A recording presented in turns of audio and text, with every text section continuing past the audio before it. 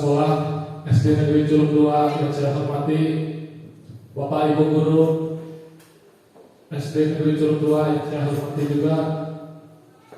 Alhamdulillahirrahmanirrahim, pada hari ini kita bisa berkumpul di ruangan ini pada acara diseminasi atau penyebaran pemahaman tentang budaya positif di sekolah. Pada acara kali ini yaitu bertujuan untuk menyebarkan bagaimana budaya positif itu bisa disebarkan atau disebarluaskan gitu ya kepada rekan-rekan guru khususnya di SD Negeri Curug 2 ini. Tidak lupa selawat serta salam senantiasa bercurah limpahkan kepada junjungan kita Nabi Muhammad SAW, kepada sahabatnya, keluarganya, sahabatnya, dan semoga sampai kepada kita selaku umatnya. Amin. Tapi sebelum memulai pada acara kali ini, mungkin sedikit ya saya akan menyebutkan susunan acara. Di sini saya sekaligus membuka acara. Mungkin setelah ini nanti ada sambutan sedikit pengarahan dari kepala sekolah. Untuk selanjutnya nanti acara ini akan disampaikan oleh saya, yaitu di acara destinasi ini, dan mungkin penutup bisa ada nanti tanya jawab. Untuk itu, untuk mempersingkat waktu, kepada Bapak Kepala Sekolah diperkenankan untuk sedikit memberikan arahan pada acara pagi hari ini. Silakan waktu dan tempat.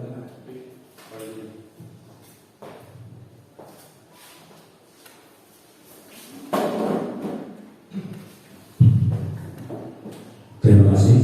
Assalamualaikum warahmatullahi wabarakatuh. Alhamdulillah wa la haula wa la quwwata illa billah. Wa asyhadu anna Muhammadan abduhu wa rasuluhu la nabiyya ba'dah. Amma ba'du, fa bismillah sadri wa yassir li amri wa hlul 'uqdatam min lisani yafqahu qawli. Bapak-bapak dan ibu guru yang saya hormati, puji syukur alhamdulillah kita pada kesempatan hari ini dapat berkumpul sekaligus menghadiri destinasi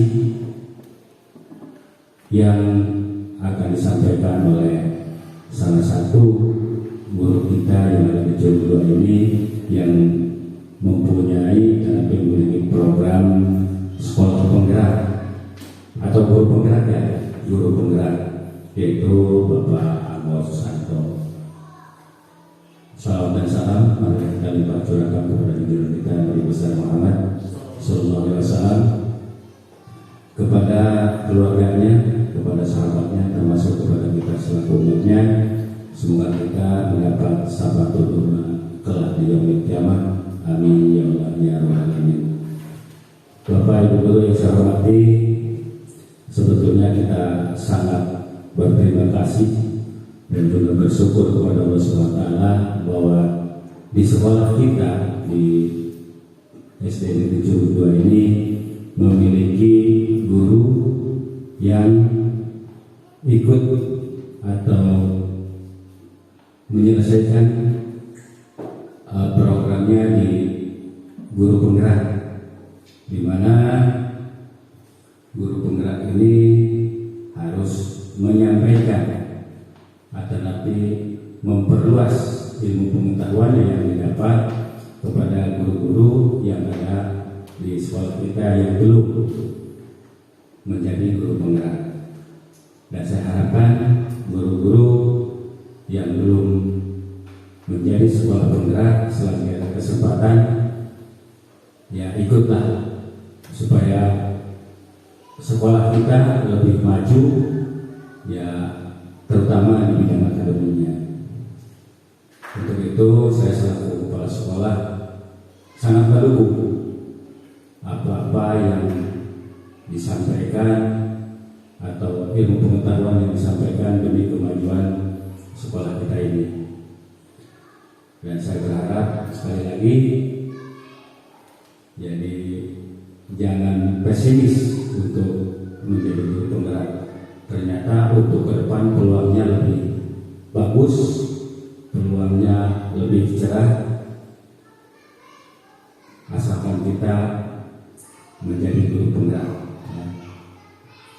Banyak hal positif menjadi guru penggerak itu, terutama kita memperoleh informasi, ilmu pengetahuan yang baru, dan selanjutnya bisa kita kembangkan di sekolah kita yang selama ini sekolah kita boleh dikatakan masih memerlukan, tapi masih kurang dalam hal proses pembelajarannya, dalam hal budaya-budaya positifnya. Nah, dari sekolah penggerak itulah kita dapat menerima ilmunya dan kita terapkan di sekolah kita. Untuk itu, sekali lagi saya sangat mendukung pada Pak Anggo selaku guru penggerak untuk menyampaikan apa-apa yang beliau dapat dari kegiatan-kegiatan yang diikuti di guru penggerak.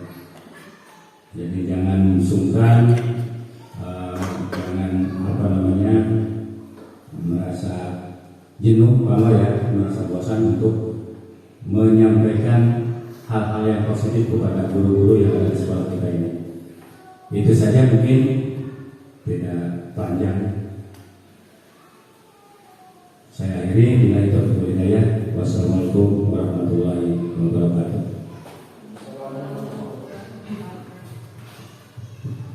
Terima kasih kepada Kepala Sekolah SD Negeri Curug Tua, Bapak Iksan SPD. Selanjutnya kita masuk ke acara inti ya. Di sini yaitu penyampaian materi tentang inseminasi yang akan disampaikan oleh saya sendiri. Sebelum masuk ke materi, jadi acara ini ya, selain untuk memang jujur saja memenuhi tugas, jadi salah satu pemenuhan tugas saya di modul 1.4 ya, budaya positif.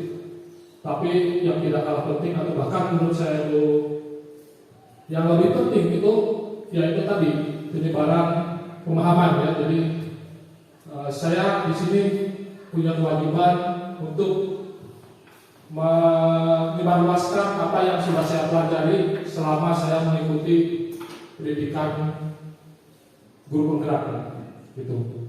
Khususnya yaitu di modul 1.4 yang di sini membahas tentang budaya positif. Nah, Bapak Ibu semua, apa itu budaya positif dan mungkin apa yang bisa diterapkan di sekolah? Nah, nanti kita akan sama-sama kupas di sini ya. Kita di sini intinya belajar bersama. Mohon izin kepada Bapak Kepala Sekolah dan Bapak Ibu guru yang lain di sini, bukan berarti saya paling pintar atau paling paham ya, tapi ya kita belajar bareng aja di sini, karena di sini kebetulan saya yang bersemangat lebih dulu untuk mengikuti program ini, yaitu program berputra, dan saya diberikan kewajiban untuk menyampaikan gitu. Di sini dalam diseminasi ini peran saya sebagai guru tentunya yaitu menyebarkan pemahaman terhadap konsep-konsep ini dalam modul budaya positif yang sudah saya pelajari selama mengikuti program bergerak dan penerapan pengalaman budaya positif tersebut tentunya di sekolah ya. Setelah mempelajari budaya positif di modul 1.4 ini, saya ingin mewujudkan budaya positif tersebut di sekolah. Jadi pada intinya dengan mengikuti program ini diharapkan saya tidak punya harapan pada diri saya pribadi, walaupun sedikit gitu ya, mungkin sedikit demi sedikit, tapi bisa memberikan perubahan kepada sekolah kita tercinta ini. Dan semoga juga sedikit bisa menginspirasi kepada bapak ibu guru yang lain. Itu. Di sini ada pertanyaan pemantik. saya ingin bertanya kepada Bapak Ibu yang hadir di sini. Yang pertama, setuju atau tidak bahwa hukuman itu dapat mendisiplinkan anak? Coba ada yang punya pendapat, silakan, tidak usah malu-malu. Di sini kita sama-sama belajar. Coba untuk pertanyaan yang pertama, hukuman dapat mendisiplinkan anak, setuju atau tidak dengan pernyataan tersebut? Pak Dwi, ada?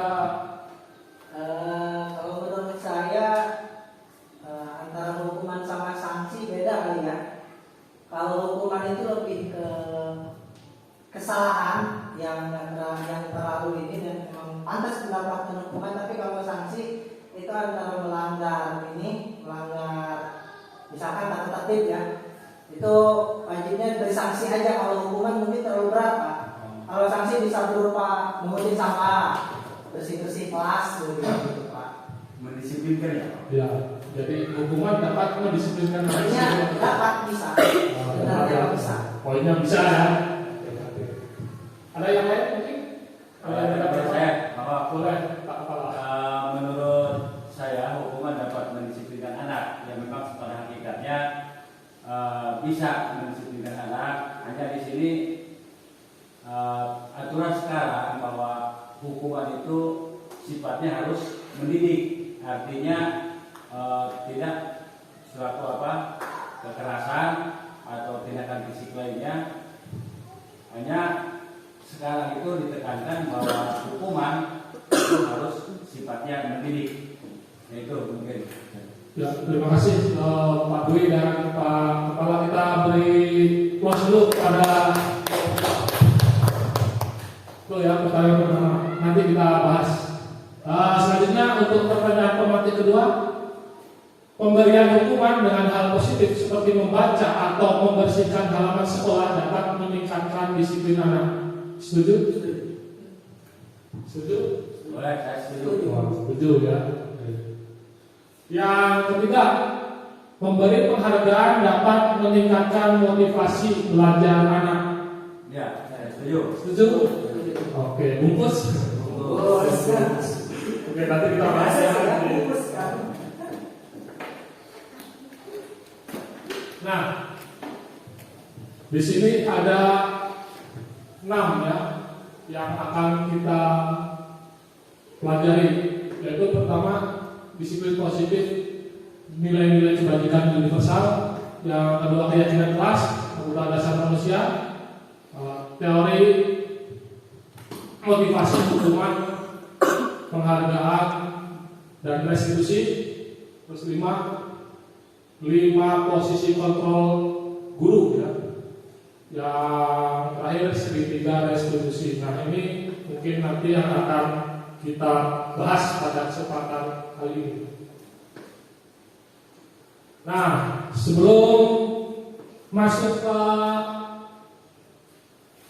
lebih jauh, nah di sini ada sebuah permainan. Mungkin bisa dipraktekkan atau bisa dibayangkan. Kalau lebih bagus dipraktekkan mungkin yang bapak-bapak sama bapak-bapak coba. Contoh misalnya Pak Kepala sama Pak Dwi kalau misalnya. Jadi salah satu siapa yang mau berperan menggenggam tangan. Jadi maksudnya di sini contoh Pak Dwi itu punya sesuatu yang berharga, digenggam ya, digenggam dan nanti Pak Kepala bukan lupa, tapi Pak Kepala nanti berusaha dengan cara apapun biar Pak Dwi membuka genggaman itu. Nah, tapi Pak Dwi bayangkan bahwa yang digenggam itu memang benar-benar sesuatu yang sangat berharga. Gitu. Coba Pak Kepala silakan bisa mau maksa, bisa mau itu kira-kira. Yang penting kebuka gitu kayak. Tugas Pak Dwi adalah pasti kan mempertahankan karena di sana ada Pak Kepala mau merayu, mau maksa, mau menggertak, silakan. Kira-kira berhasil nggak gitu? Terus konteksnya ini murid dengan murid gitu ya? Ya, ini Pak. Ya, intinya dengan apa yang kamu genggam itu? Sesuatu yang berharga. Yang berharga. Bantu Pak betul. Coba saya lihat. Ada apa? Ya. Ini artinya kan kita teman, kalau tidak diperlihatkan artinya dengan hukuman itu tidak setia lah. Nah, coba tolong dibuka itu. Ya. Siapa tahu nanti saya bisa untuk apa gitu bagi saya pengalaman. Tapi sayangnya ini sesuatu yang berharga ya, jadi nggak bisa begitu aja dibuka. Iya, Nggak bisa. berharga kan bagi kamu, belum saya, bagi saya belum tentu berharga gitu. Makanya perlihatkan dulu. Nanti saya kasih bonus lah, kasih permen. Oke. Jangan permen lah manusia. Apa itu? Boleh ya? Ketawa ya. Ya, boleh. Terserah itu Bang. Maunya apa? Mau apa? Coba nanti editingnya bisa buka apa enggak itu aja. Nah, roti. Oke, saya nanti istirahat saya beli roti buat kamu. Sesuai kebutuhan ini. Gimana ya? Tapi ini untuk ditukarkan dengan sebuah roti itu tetap lebih berharga ini. Kan tadi udah kesepakatan mau roti. Saya beda pikiran lagi jadi Pak. Ini berarti tidak komitmen ini. Gimana caranya mempertahankan? Terus supaya kamu bisa buka menurut kamu berharga itu, apa yang harus saya lakukan? Gimana ya? Intinya berharga dan ini nggak bisa dibuka dan dilihat sama orang lain. Oh gitu. Oh berarti tidak setia kawan kalau udah dapat. Ya, mungkin udah dapat ya poinnya ya dengan kegiatan kita ini ya tadi.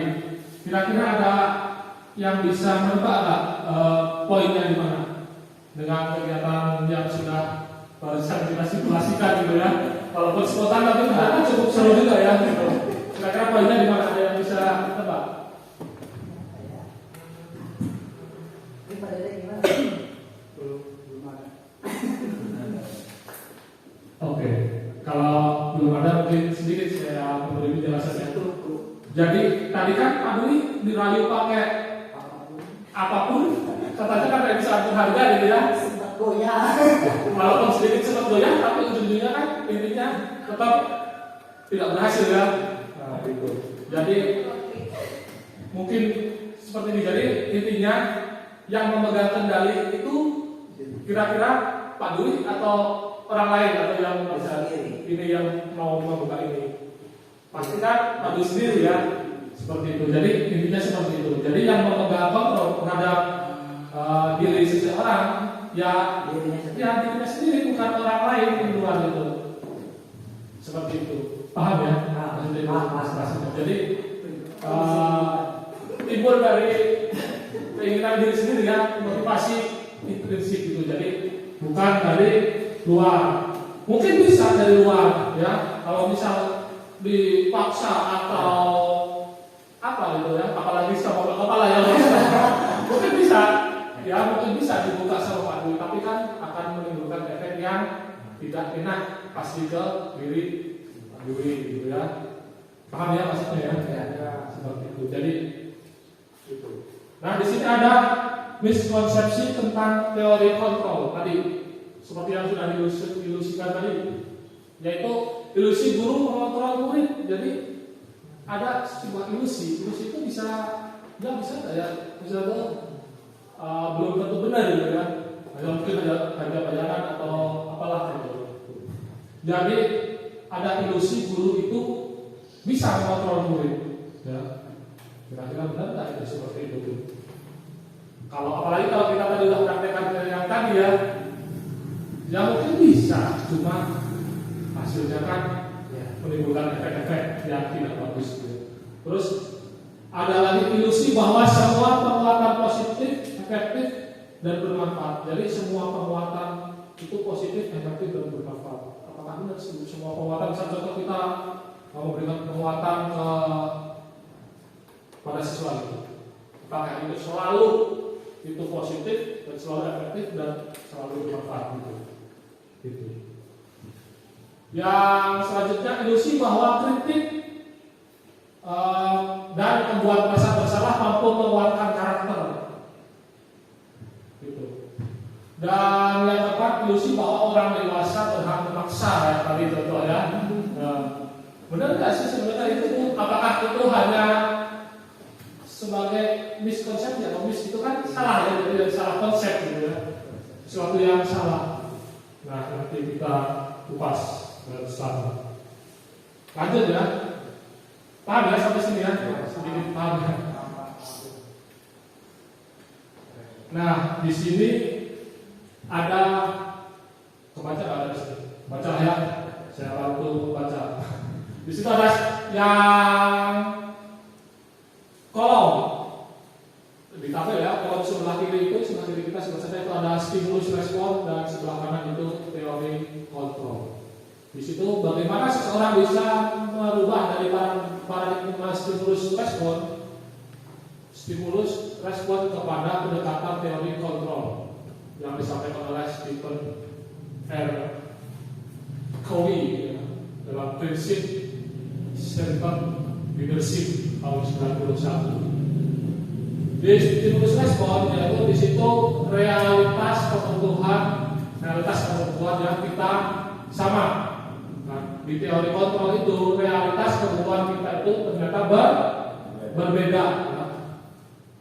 Yang kedua, semua orang melihat hal yang sama pada stimulus respon. Pada teori kontrol itu setiap orang memiliki gambaran berbeda. Yang ketiga, kita mencoba mengubah orang agar berpandangan sama dengan kita. Sedangkan di teori kontrol itu kita berusaha memahami pandangan orang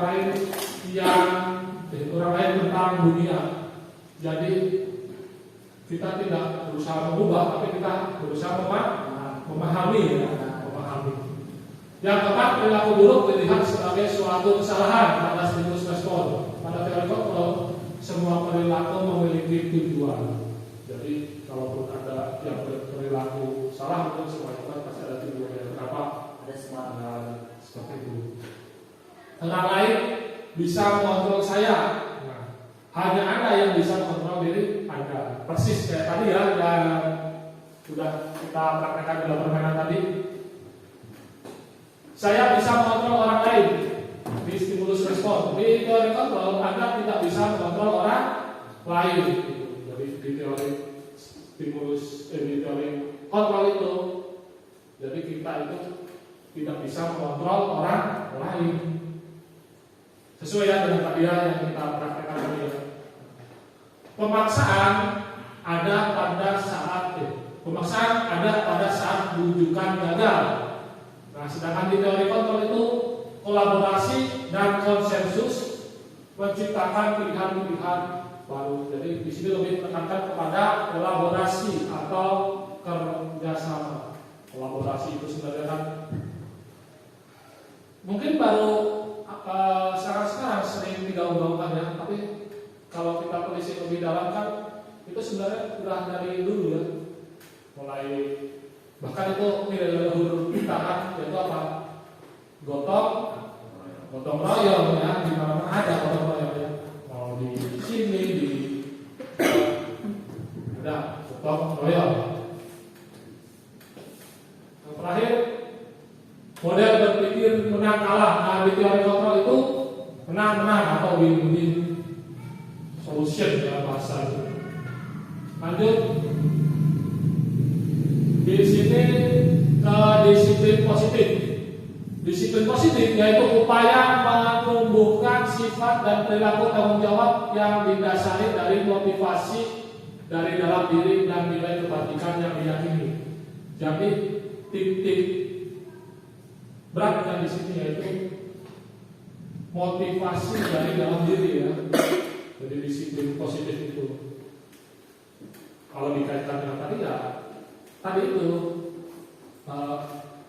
sesuatu yang dilakukan itu memang harus kita yang mengontrol ya, atau orang itu sendiri yang mengontrol, tidak bisa dipaksa. Makanya motivasi itu dari dalam diri ya. Motivasinya itu harus dari dalam diri kita sendiri atau dari dalam orang itu yang nggak bisa dari orang luar ya, dari luar diri kita. Mungkin bisa, tapi tadi sekali lagi mungkin akan menimbulkan kesan yang tidak bagus, atau mungkin hasilnya itu atau efeknya itu tidak permanen gitu ya, dalam jangka waktu saat itu aja gitu. Maksudnya tidak bisa menjadikan sebuah kesadaran gitu. Tuh. Ketika murid telah memiliki motivasi intrinsik, mereka telah memiliki motivasi yang akan berdampak jangka panjang seperti yang tadi sudah saya sampaikan tadi. Motivasi yang tidak terpengaruh pada adanya hukuman atau hadiah. Tadi mungkin menjawab yang tadi ada beneran apakah penguatan, nah itu mungkin masuk ke salah satu hadiah juga kan bisa ya, itu berupa penguatan, berupa mungkin materi atau apa. Nah itu. Pada disiplin positif, posisi kontrol berada pada diri murid, bukan dipengaruhi oleh orang lain. Nah mungkin selama ini kita sebagai guru sering maksa ya, kalau dalam tanda kutip secara halus gitu kan, tapi kan murid dipaksa, kamu harus ini di kelas harus bersih, harus ini ya, duduk harus rapi ya, gitu kan. Nah tapi kita lupa, kita hanya menyuruh tanpa memberikan pengertian agar mereka itu sadar atau bisa memunculkan motivasi mereka ya, motivasi visi mereka. Jadi mereka melakukan itu tuh untuk apa sih? Apakah sekedar melakukan apa yang menjadi instruksi guru gitu, seperti itu.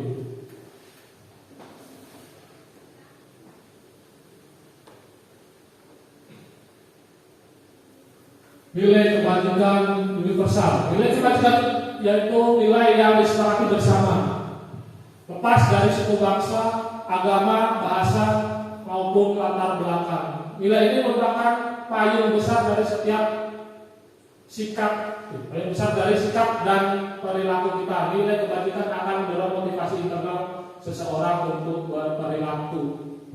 Jadi nilai kebajikan universal itu pasti ya, jadi nggak ada tawar-tawar lagi. Maksudnya seperti ini, kalau contoh mencuri itu pasti salah dan tidak baik lah gitu ya. Pasti di mana-mana pun juga dikatakan tidak. Jadi bukan sesuatu yang bisa diperdebatkan lagi bahwa oh di sini itu boleh kok dilakukan, tapi di sana tidak. Di sini boleh, di sana tidak. Nah, contoh di sini guru membuat aturan, yaitu melarang murid berkelahi dan melarang murid makan di dalam kelas saat jam pelajaran. Nah, itu aturan yang masih dalam bentuk aturan seperti itu. Nah, pada nilai kebajikan universal ini yang akan dicapai yaitu dengan seperti itu kan, berarti menjaga ketertiban dan kenyamanan kelas. Kalau mungkin selama ini kita lebih familiar ke peraturan atau tata tertib kayak gitu ya. Tapi kan kalau misalnya kita balik lagi tadi, kita berusaha memunculkan motivasi intrinsik siswa, ya. Jadi menunjukkan kesadaran kalau tata tertib atau aturan itu jujur aja pasti itu yang buat siapa? Pasti sepihak dulu kan, ya kan? Itu seperti itu. Dan kalau nilai kebajikan berapa?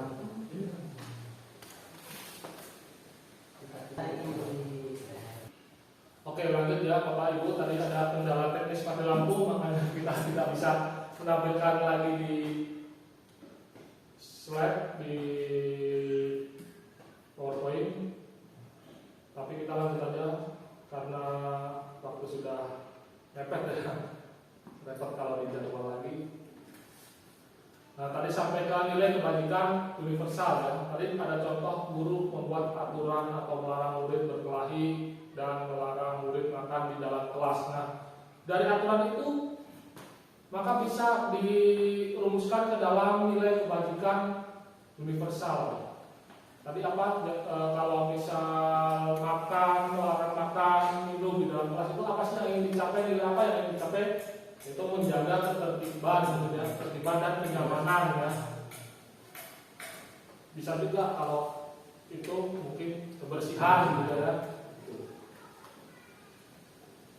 Lanjut, nah di sini ada contoh nilai kebajikan universal ya dari beberapa organisasi atau instansi pendidikan. Mungkin kalau tadi masih bingung bayangkan nilai kebajikan universal itu seperti apa. Nah yang paling mudah itu, yang paling familiar kita dengar itu adalah profil pelajar Pancasila. Nah itu salah satu contoh nilai kebajikan universal.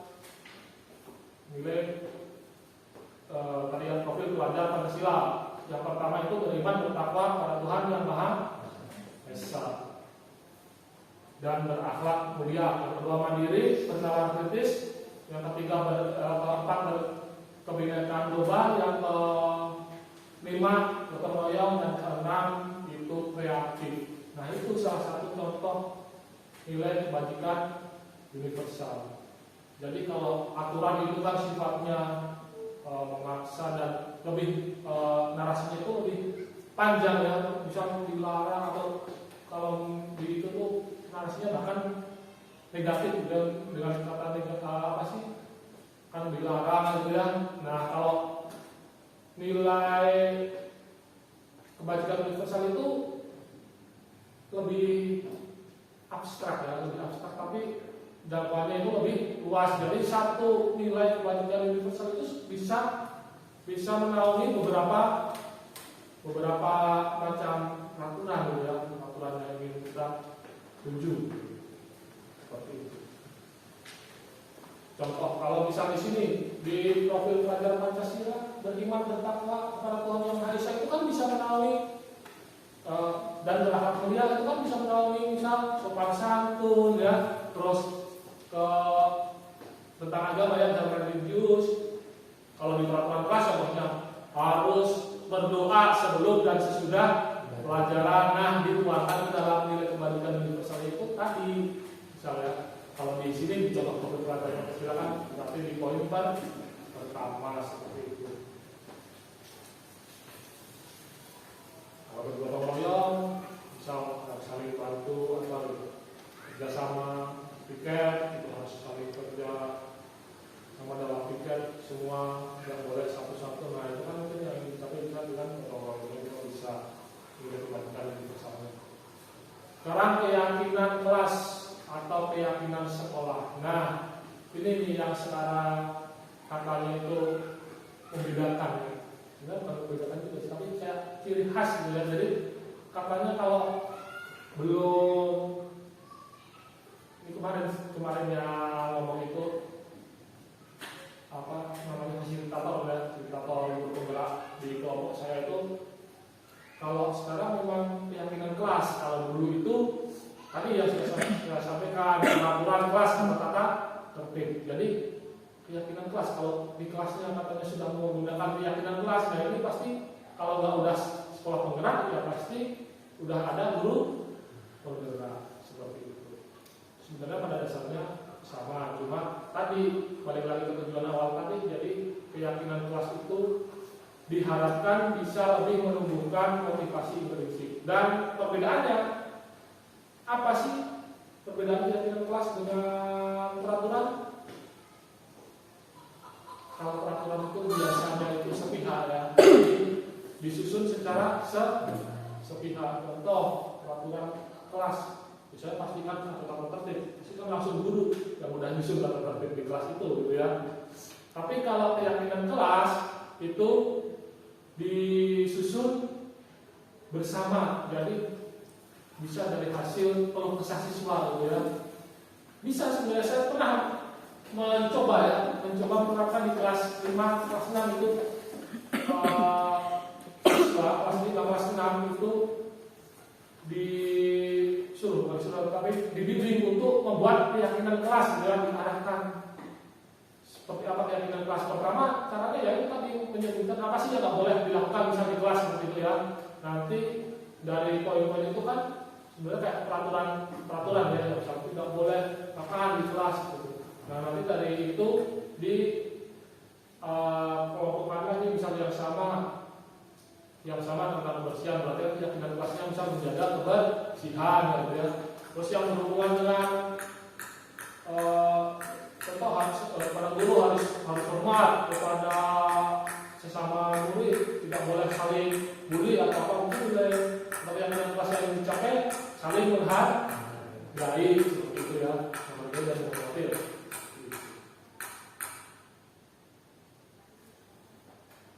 Selanjutnya pembentukan keyakinan kelas. Nah, keyakinan kelas itu tadi bersifat lebih abstrak ya. Keyakinan kelas itu bersifat lebih abstrak. Jadi tadi bisa menaungi satu keyakinan kelas itu bisa menaungi kayak bisa masuk beberapa peraturan di situ ya. Itu tadi yang sudah saya sampaikan tadi di awal. Jadi keyakinan kelas bersifat lebih abstrak daripada peraturan. Peraturan itu lebih rinci dan konkret. Keyakinan kelas berupa pernyataan universal. Kalau peraturan kelas itu berupa larangan-larangan. Lanjut ke, nah di sini ada tabel sebenarnya.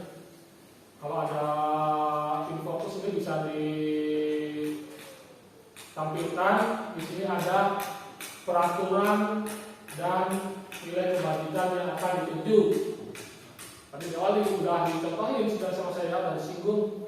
Contoh di sini ada peraturan dilarang melakukan kekerasan. Nah, nilai kebajikan yang akan dituju apa coba sebenarnya? Ada Bapak Ibu yang bisa menyampaikan? Dilarang melakukan kekerasan. Nilai kebajikan yang akan dituju apa?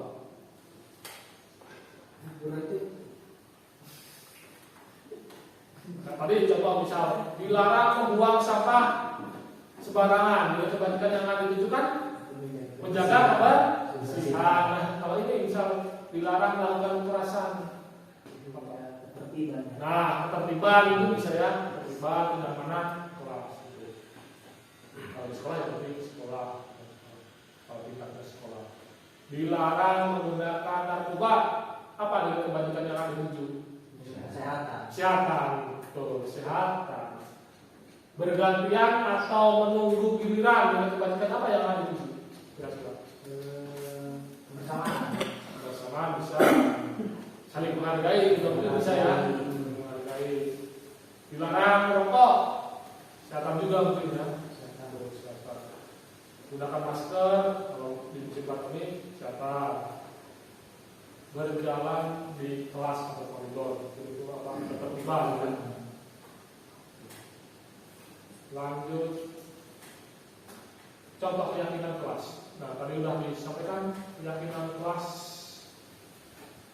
Tadi misal kalau keyakinan kelas diusahakan kelas rendah sama kelas tinggi itu sedikit beda ya. Kalau kelas rendah itu contohnya seperti ini. Setiap anggota kelas perlu belajar lebih ke yang gampang-gampang ya, yang gampang-gampang dilakukan dan mungkin lebih gampang diingat ya.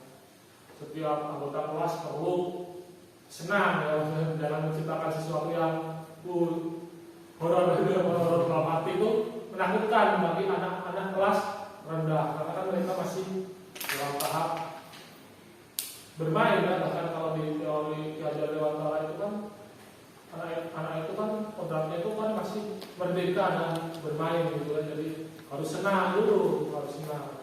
Jadi jangan merasa ada beban di kelas itu, ada paksaan yang menakutkan. Mungkin kalau di kelas tinggi sudah lebih itu lagi, lebih lagi tentang komitmen, misalnya tentang komitmen, berkomitmen terhadap tugas. Nah itu di kelas tinggi mungkin bisa dimasukkan seperti itu. Komitmen terhadap kenyamanan, keamanan kelas. Nah di kelas tinggi mungkin bisa dimasukkan bersihan.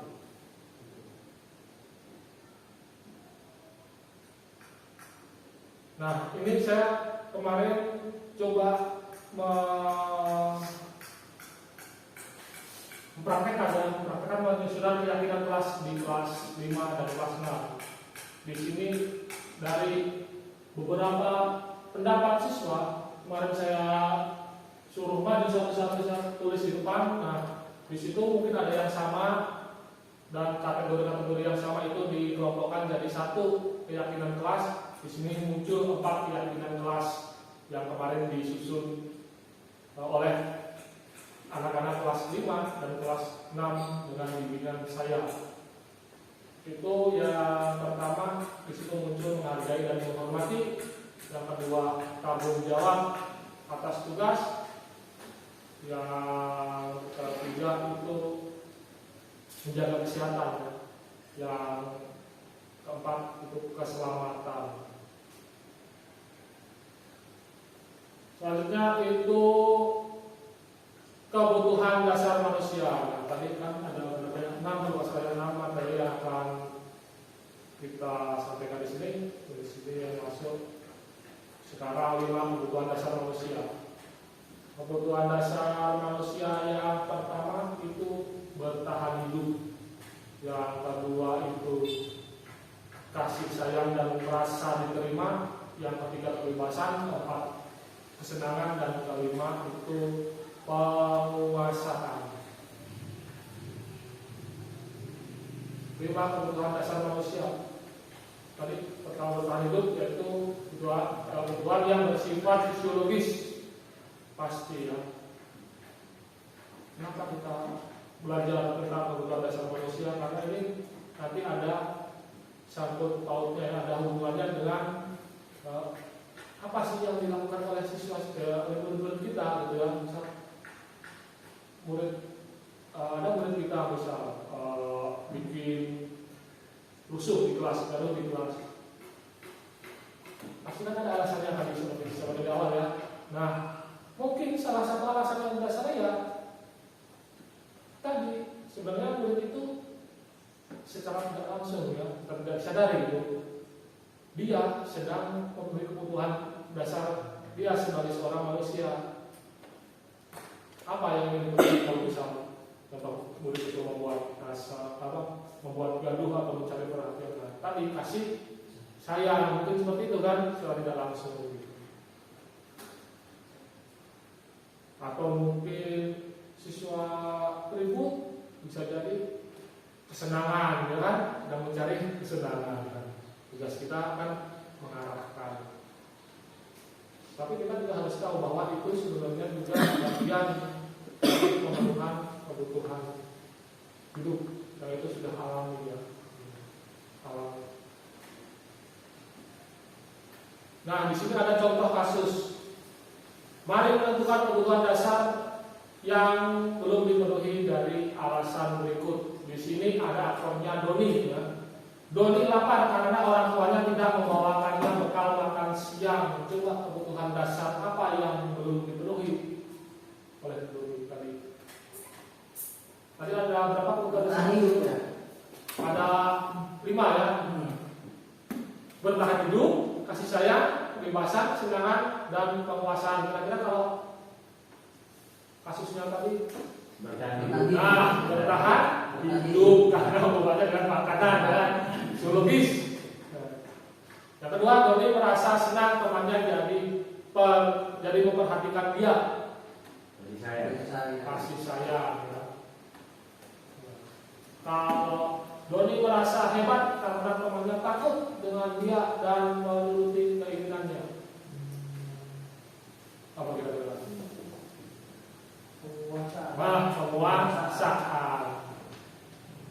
Doni merasa bosan dengan bekal makanan yang dibawakan ibunya dari rumah karena ibunya selalu membawakan bekal yang sama. Berapa? Puasa. Gitu.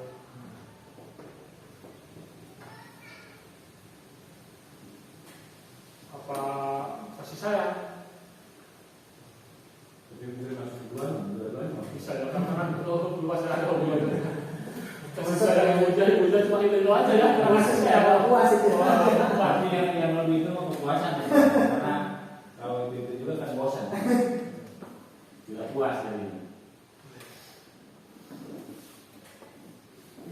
Doni melakukannya karena iseng. Nah, kalau ini pasti sudah jelas nih, kalau iseng itu pasti apa tadi? Kasih sayang, merasa di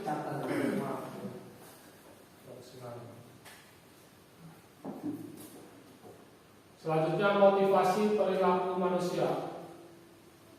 Mari kita tanyakan ke diri kita sendiri bagaimana kita berperilaku. Mengapa kita melakukan segala sesuatu? Apakah kita melakukan sesuatu karena adanya dorongan dari lingkungan atau ada dorongan yang lain? Terkadang kita melakukan sesuatu karena kita menghindari rasa sakit atau ketidaknyamanan. Terkadang kita juga melakukan sesuatu untuk mendapatkan apa yang kita mau. Bagaimana menurut Anda? Pernahkah Anda melakukan sesuatu untuk mendapatkan senyuman dari orang lain, mendapatkan hadiah, atau untuk mendapatkan uang?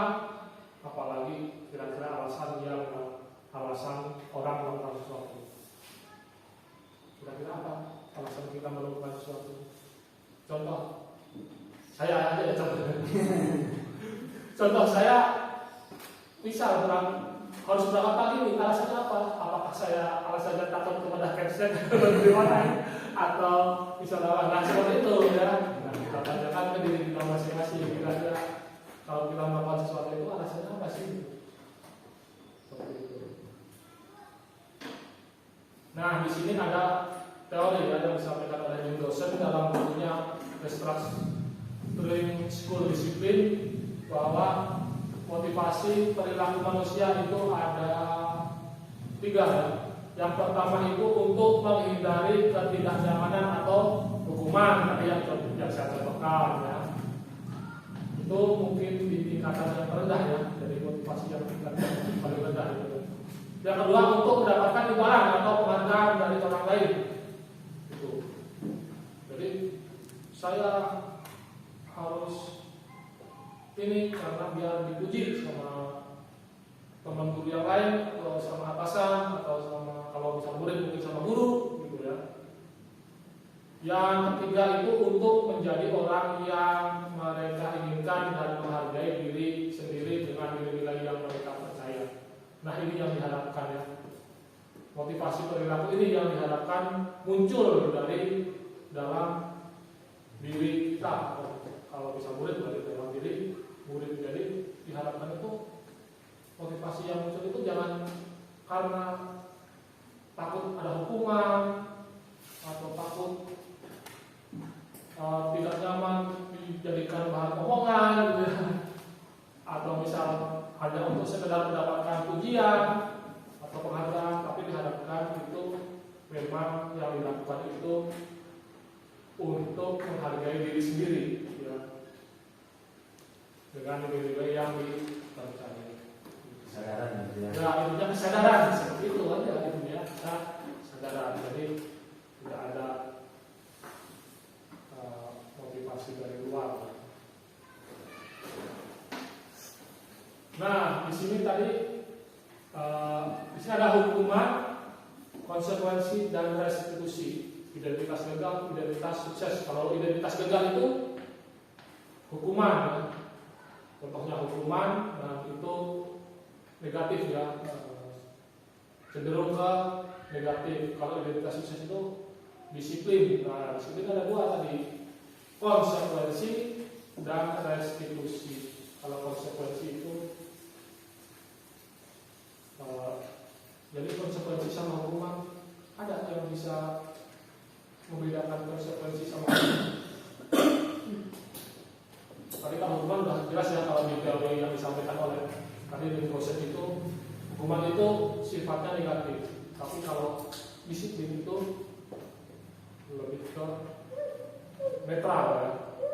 Nah, tapi ada yang bisa mencontohkan apa yang hukuman itu yang apa gitu, konsekuensi itu yang seperti apa contohnya? Bapak, Ibu ada yang bisa? Ibu, Pak Dede.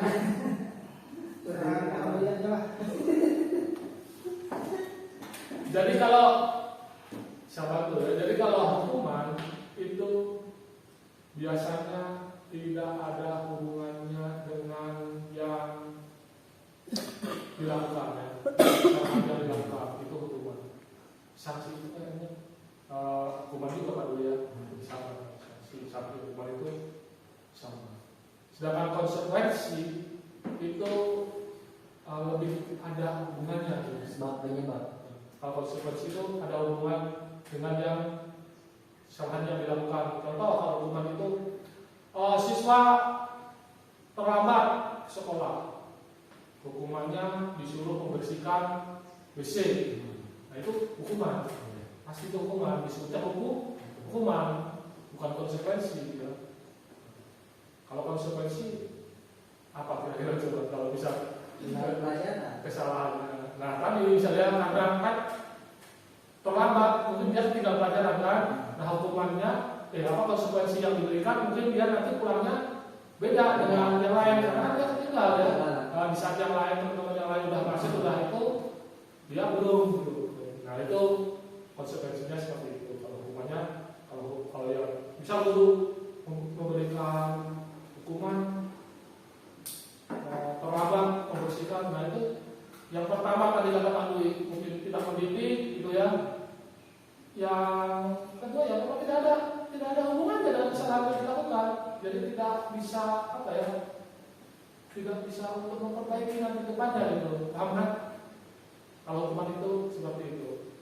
Nah makanya di sini ada hukuman, ada konsekuensi dan ada restitusi. Yang terakhir restitusi, mungkin ini jarang kita dengar ya restitusi. Kalau tadi hukuman negatif, konsekuensi itu lebih netral. Kalau restitusi itu sifatnya lebih positif. Sifatnya itu lebih positif.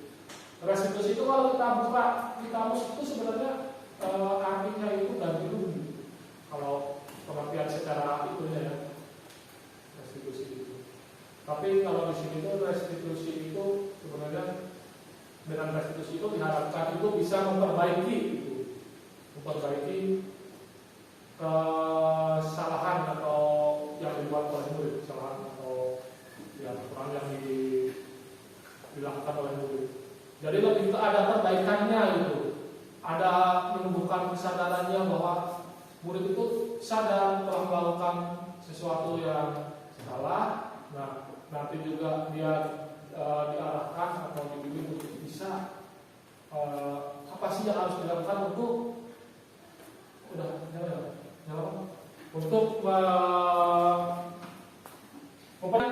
diberikan seperti itu. Murid belum tentu sadar karena bisa jadi dia tidak paham kenapa dia melakukan seperti itu kan. Kenapa dia disuruh membersihkan WC misalnya? Padahal kan saya kan nggak ada korelasinya, belum ada hubungannya antara telat. Masih penting kalau misal terlambat ke sekolah, hukumannya disuruh lari. Nah, siapa tahu biar disuruh lari nanti kan pas waktunya mepet lah. Larinya kan cegah itu masih kesalahan ya. Gitu. Nah ini nanti kita bahas lagi khususnya yang restitusi karena ini yang ingin dicapai itu restitusi ya, yang menjadi titik berat kita sekarang. Tadi restitusi yaitu sebuah pendekatan untuk menciptakan disiplin positif ya. Jadi tujuannya itu menyadarkan atau bisa memperbaiki seperti itu.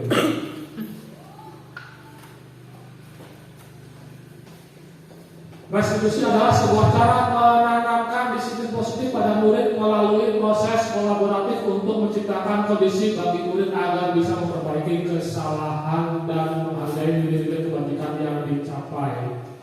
Restitusi bukan untuk menebus kesalahan, namun untuk belajar dari kesalahan. Nanti ada tekniknya bagaimana kita mempraktikkan restitusi, gitu ya. Kalau bisa ada anak yang tadi dalam tanda kutip melanggar atau tidak melaksanakan kesepakatan kelas, gitu. Nah, bagaimana kita menanganinya? Dan di situ ada tekniknya. Lanjut saja ya, di sini. Restitusi menguatkan, restitusi fokus pada solusi, jadi ada perbaikan yang ingin dicapai. Tadi posisi kontrol dalam menegakkan disiplin. Guru perlu meninjau kembali penerapan disiplin di dalam ruang-ruang kelas mereka selama ini, apakah telah efektif, apakah berpusat, memerdekakan dan memandirikan murid, bagaimana dan mengapa. Lanjut saja ini. Nah ini 5 posisi kontrol. Yang pertama menghukum, yang kedua teman, yang ketiga itu pembuat merasa bersalah, yang keempat pemantau, dan yang kelima manajer. Penghukum itu contohnya atau ciri-cirinya itu menghardik. Jadi kita bisa sebagai guru itu bagaimana kita memposisikan diri kita. Nah itu apakah kita sebagai penghukum kalau misalnya ada murid kita yang salah, apakah harus sebagai teman, apakah pembuat rasa bersalah, apa pemantau atau manajer. Nah diharapkan itu tentu yang kita harus bisa memposisikan sebagai manajer, karena di sini yaitu ciri-cirinya mengajukan pernyataan dan pertanyaan restitusi kepada murid untuk menumbuhkan disiplin positif murid yang berasal dari dalam diri berdasarkan nilai keyakinannya. Nanti, ini ada video, mudah-mudahan bisa diplay ya. Di sini ada video biar kita lebih jelas seperti apa posisi guru, kalau posisi itu sebagai penghukum, sebagai teman, sebagai pembuat rasa bersalah, sebagai manajer. Nah ini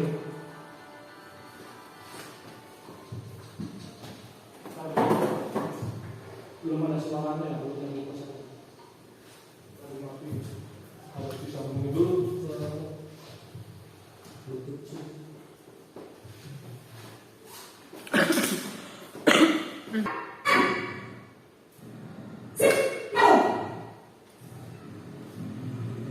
Selamat pagi Bu.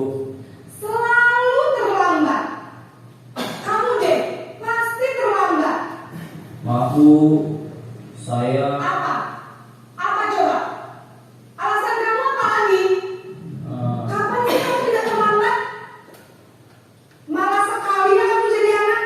saya Dasar pemalas. Gak kapok-kapok sih kamu. Sudah berapa kali terlambat? Sana, kamu keliling lapangan basket 2 kali. kenapa saya harus keliling lapangan basket Bu? Kenapa? Kamu melawan ibu? Berani-beraninya jawab. Sudah terlambat, masih berani jawab enggak? Sekarang, keliling lapangan basket 5 kali sekalian. Tidak kapok. Cepat. Pergi sana ke lapangan basket.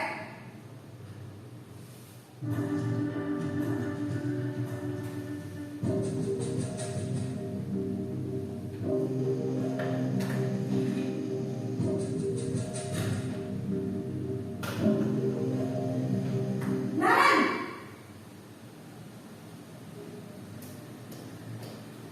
Selamat pagi Bu. Naren. Kamu kenapa terlambat lagi, nak? Ya Tuhan, Naren. Kamu senang ya bikin susah ya? Kalau kamu terlambat lagi, nanti ibu yang ditegur bapak kepala sekolah, nak. Disangka ibu tidak bisa membina kamu. Duh, gimana ini? Maaf Bu. Nah ini Duh, pembuat Gusti rasa bersalah. Naren. Kamu suka ya kalau ibu tegur bapak kepala sekolah? Terus, sekarang ibu harus tulis apa yang di buku absen? Ini kamu sudah sering terlambat loh. Ibu harus apa coba? Maaf Bu. Maaf sekali. Ya sudah, lain kali jangan bikin ibu susah lagi ya nak ya. Ibu tidak akan apa-apa lagi kalau kamu begini terus. Bisa jantungan kalau ibu tegur bapak kepala sekolah. Sana cepat ke kelas. Maaf ya Bu. Maaf sekali. Posisi pembuat rasa bersalah berbicara dengan nada tenang.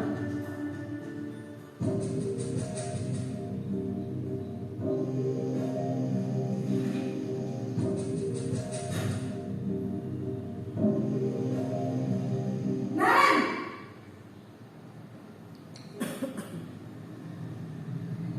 Selamat pagi Bu.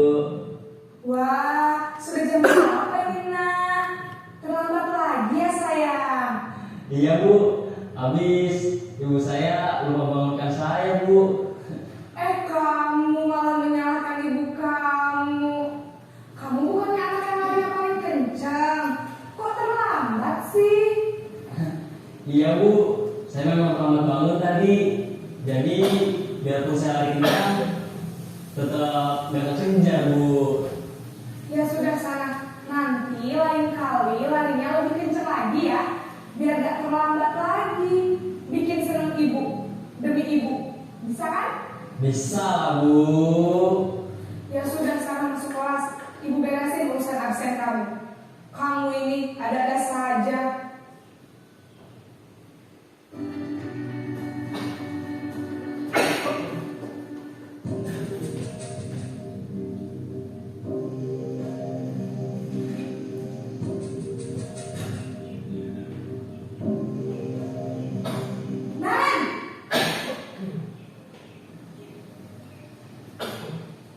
Selamat pagi Bu.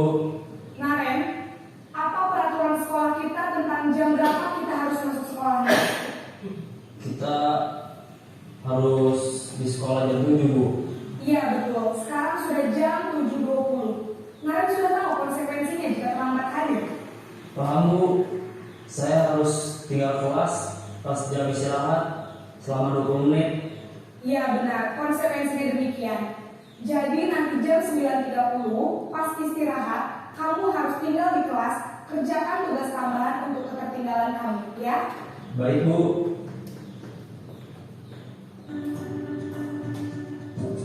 Nah ini yang diharapkan ya, yang diharapkan dari kita sebagai guru, posisi kontrol yang sebagai manajer. Naren!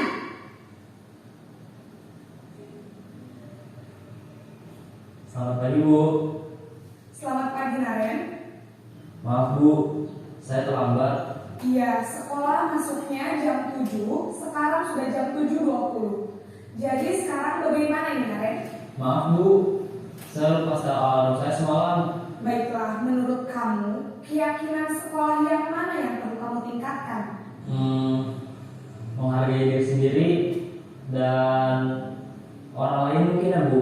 Setuju. Jadi, apakah Naren meyakini prinsip saling menghormati tersebut? Iya Bu, saya meyakininya. Apakah Naren bersedia memperbaiki masalah keterlambatan ini? Bersedia Bu. Bagaimana kamu akan memperbaiki masalah keterlambatan ini? Saya akan coba untuk tidak lupa menyetel alarm saya Bu. Baik, kalau Naren mau menyetel alarm di rumah, ada orang yang kira-kira bisa bantu mengingatkan tidak? Ada Bu, kakak saya, Kak Emma. Ada lagi selain Kak Emma? Selain Kak Emma, ada ibu saya. Baik, jadi yang mengingatkan Naren adalah Kak Emma dan ibu kamu ya? Kira-kira akan mulai setel alarm kapan Naren? Setelah pulang sekolah, akan segera saya lakukan.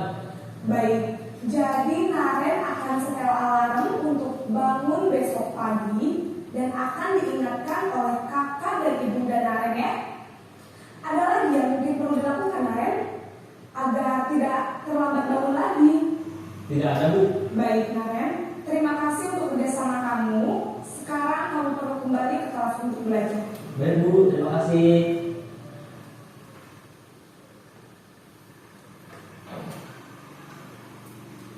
Nah itu tadi video sama-sama kita saksikan, yaitu tentang posisi kontrol. Diharapkan kita sebagai guru itu memiliki posisi kontrol sebagai manajer ya. Sudah paham Bapak Ibu bedanya seperti apa kira-kira? Kadang kita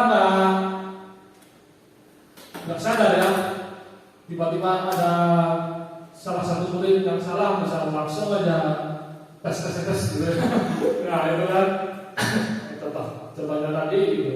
Berarti kita sebagai apa? Sebagai penghukum gitu ya. Gitu. Nah diharapkan mulai dari sekarang karena sudah tahu dikurangi ya.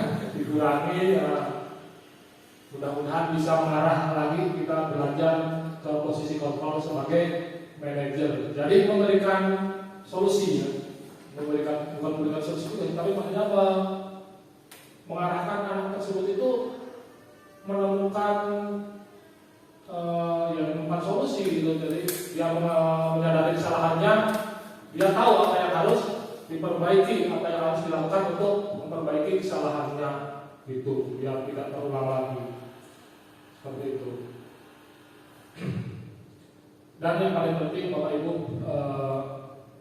kita gitu ya sebagai guru diharapkan kalau ada murid kita itu yang melakukan kesalahan gitu ya, jangan langsung dimarahin ya kalau bahasa kita, atau ditegur atau diingatkan langsung saat itu juga dengan keras di depan teman-teman yang lain, apalagi anak-anak ya, karena itu pasti akan menimbulkan efek psikologis yang tidak baik ya, gitu. Kasihan. Nah, di sini segitiga restitusi tadi. Segitiga restitusi yaitu guru menempati posisi kontrol akan menerapkan restitusi untuk menindaklanjuti permasalahan. Jadi segitiga restitusi ini digunakan atau teknik yang digunakan guru untuk tadi menindaklanjuti sebuah kesalahan yang dilakukan murid, seperti itu. Jadi di segitiga restitusi ini ada 3 tahapan yang perlu dilakukan. Yang pertama yaitu di bagian bawah itu kelihatan ya, menstabilkan identitas. Menstabilkan identitas itu jadi jangan langsung dimarahin gitu ya, tapi dia ngobrol pelan-pelan gitu ya. Jangan sampai anak itu takut duluan gitu ya. Seperti itu. Intinya seperti itulah, jangan sampai anak merasa takut. Jadi distabilkan dulu. Yang kedua adalah validasi tindakan yang salah. Jadi pasti anak itu kan bisa melakukan kesalahan gitu. Jangan langsung tapi bisa tanya dulu salahnya apa, dia menyadari kesalahannya ya. Seperti itu gitu. Yang ketiga yaitu menanyakan keyakinan. Di sini hubungannya tentang tidak lanjut jangan dilakukan ya. Seperti itu. Tahapan pada segitiga restitusi tadi yang sudah dijelaskan sama saya. Jadi menstabilkan identitas tadi, guru berfokus pada upaya membantu murid untuk tenang. Validasi tindakan yang salah, guru berfokus pada memahami tujuan dan alasan. Jadi menanyakan alasan, jangan langsung kamu terlambat gitu. Tapi siapa tahu terlambatnya itu karena ngantar ibunya yang sakit, ya kalau di sini tersinetron ya. Kan jualan dulu di sinetron juga seperti itu. Jadi ditanyakan dulu alasannya ya, jangan langsung saja. Yang ketiga menanyakan keyakinan, jadi guru fokus pada upaya untuk menumbuhkan motivasi internal dari murid yang selanjutnya diharapkan untuk menuju ke perbaikan. Nah itu udah terakhir ini kasus. Nah di sini kemarin saya diminta di tugas itu ada mempraktikkan ya, membuat skenario tentang praktik segitiga restitusi. Nah di sini saya kasus yang saya akan itu. Ya sebenarnya ini kasus mengada-ada ya, nggak real kasus gitu, karena ini memang skenario. Di situnya juga kan membuat skenario gitu ya, bukan itu. Jadi di sini saya skenario kasusnya yaitu proyek tidak memakai seragam olahraga pada saat jam pelajaran olahraga.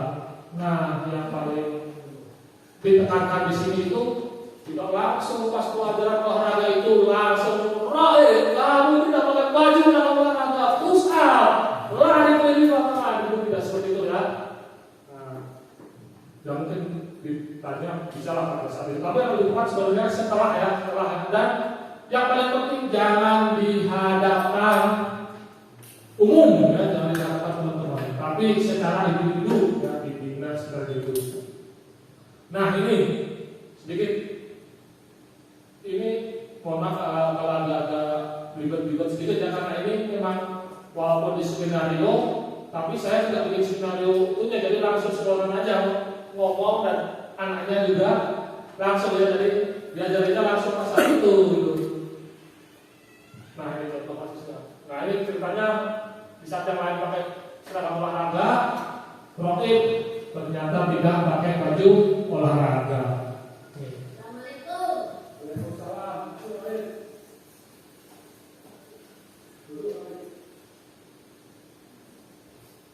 Roy, gimana istirahatnya tadi? Udah istirahat?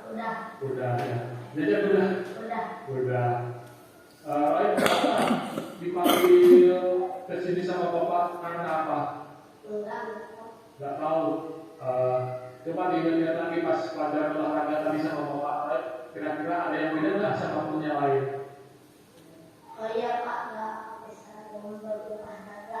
Oke, ingat ya, pakai seragam baju olahraga. Apa dan sambil kita kelas kita bahwa pada waktu pelajaran olahraga kan wajib ya pakai baju olahraga.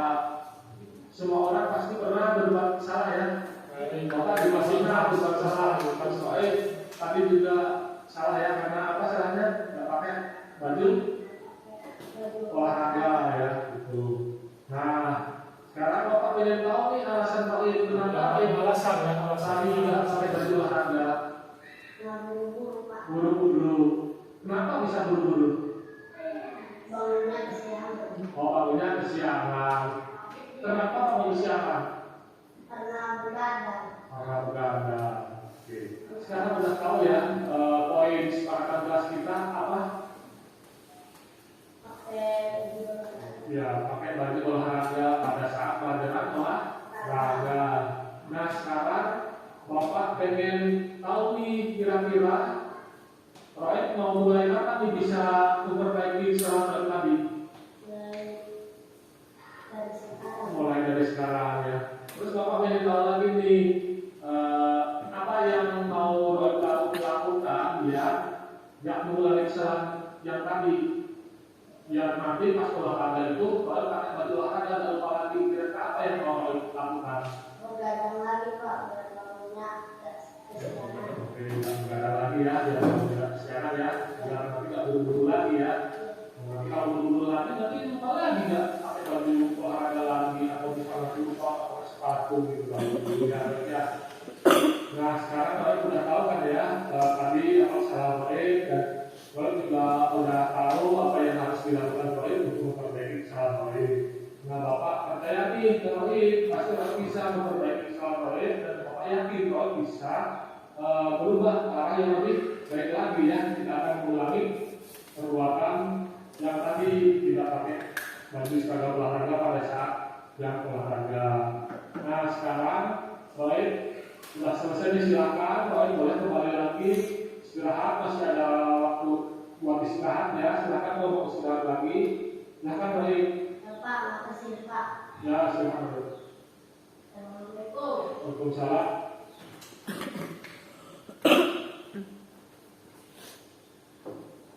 Itu tadi ya contoh penggunaan segala institusi dalam menyelesaikan sebuah kasus atau permasalahan. Yang kedua, pada saat jam istirahat Fitri membuang sampah sembarangan.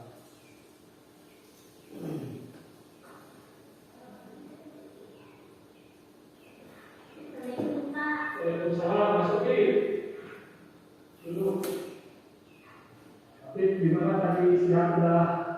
Bapak Ibu, inti dari materi diseminasi pada siang hari ini tentang penyebaran pemahaman budaya positif di kelas atau di sekolah.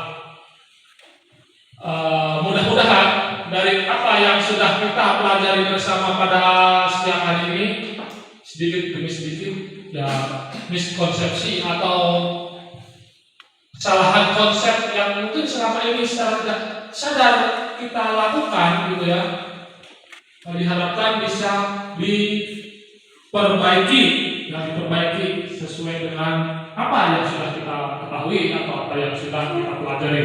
Dan yang paling penting tentu semua itu harus disesuaikan dengan kondisi di sekolah kita gitu ya, karena kadang ya belum tentu bisa diterapkan di sekolah A, diterapkan di sekolah kita belum tentu cocok ya, disesuaikan. Nah, kita sebagai guru diharapkan bisa lebih pandai membaca situasi. Yang paling penting kita sudah tahu dulu ilmunya ya. Jadi tidak ada alasan kita baru dengar ya apa itu segitiga restitusi atau seperti apa. Mungkin tidak harus sama persis seperti seperti itu, karena tentu itu akan membutuhkan ya latihan dan lain-lain gitu ya. Apalagi murid kita ditanya seperti itu belum tentu jawabnya bisa sesuai dengan yang kita harapkan atau bahkan masih malu-malu. Tapi sekali lagi ya minimal kita mengarah ke situ ya, untuk mengarah ke perbaikan ya, perbaikan yang lebih baik lagi di diri kita pribadi sebagai guru maupun mungkin kebaikan kelas kita dan sekolah kita SD Negeri Curug 2. Nah, saya kira cukup itu yang bisa saya sampaikan, atau mungkin ada pertanyaan? Ada yang kurang jelas? Kalau masih ada waktu mungkin sekitar 3 menit. Tidak ada? Cukup? Oke, cukup ya. Itu yang bisa saya sampaikan. Mudah-mudahan bisa bermanfaat bagi diri saya pribadi, bagi kita semua. Amin.